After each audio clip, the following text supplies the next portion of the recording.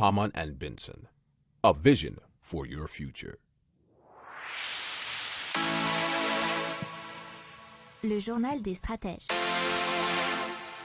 Boris Kalt.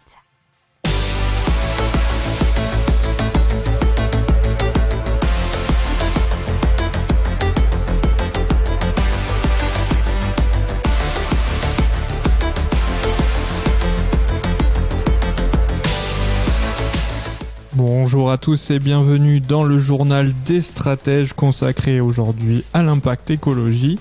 Et donc qu'est-ce qu'on va vous dire aujourd'hui dans ce journal ? On va vous parler de l'Europe qui veut lutter contre la déforestation importée. Vous parlez aussi de Monitor, c'est une solution intelligente pour la détection de fuites, donc limiter la consommation d'eau. Et on va vous parler de façades mangeuses de CO2. Vous écoutez le journal des stratèges numéro 170 et ça commence, tout de suite. Hamann and Benson, a vision for your future. Le journal des stratèges.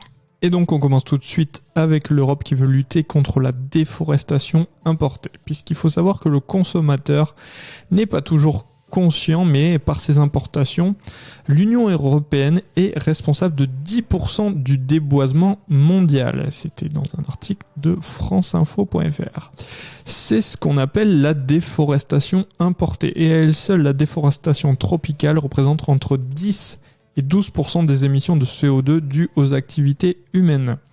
Alors la Commission européenne donc a réagi et compte limiter le phénomène en demandant aux entreprises européennes de s'assurer que les matières premières qu'elles importent ont été produites sans destruction forestière.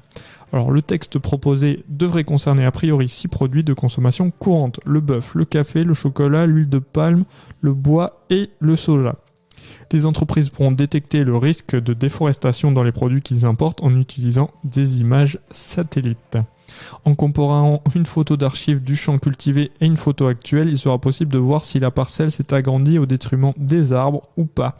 Le produit ne pourra entrer sur le marché européen que s'il est estampillé zéro déforestation par rapport à une date qui reste encore à définir et ce pourrait être 2020. Hamann and Benson, a vision for your future. Le journal des stratèges. Allez, on continue avec une solution intelligente et écologique pour suivre la consommation d'eau et surtout détecter les fuites. Et ça s'appelle Monitor. C'est un projet qui émane d'une équipe d'étudiants de l'ENSI Caen, bien sûr dans le Calvados, et qui a remporté le challenge Innovation Océan et Environnement. C'était dans le journal Ouest France. Le projet Monitor est destiné à équiper les immeubles, les bâtiments publics, les hôtels pour diminuer le gaspillage et l'impact des fuites d'eau. L'enjeu, c'est de diminuer le nombre de fuites et les dégâts matériels collatéraux. Un bâtiment sur 3 est touché tous les ans en France par une fuite. Alors c'est 20% de l'eau potable qui est ainsi perdue et 40% des sinistres sont liés à un dégât des eaux. Hamann and Benson, a vision for your future. Le journal des stratèges. Allez, on parle maintenant de Trianon Résidence et d'une façade mangeuse de CO2. C'est une première technologique en France.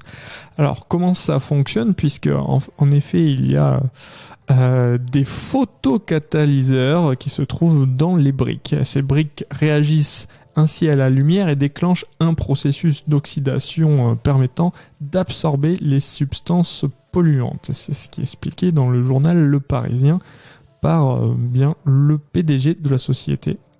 Sachant que la résidence est située sur une avenue passante, cette façade lutte bien sûr contre la pollution automobile. Mais à quel niveau ?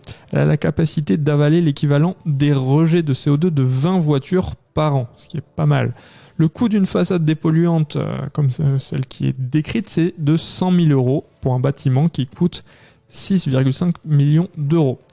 Alors la résidence Art Déco est rassurée. Elle est sans doute rassurée, mais elle est surtout raccordée au réseau de chaleur de la municipalité de Saint-Louis, alimenté par combustion de masse, ce qui permet aux propriétaires des logements d'avoir des factures d'énergie peu onéreuses. C'est ce que rajoute toujours le PDG de la société qui s'appelle Cédric Simonin.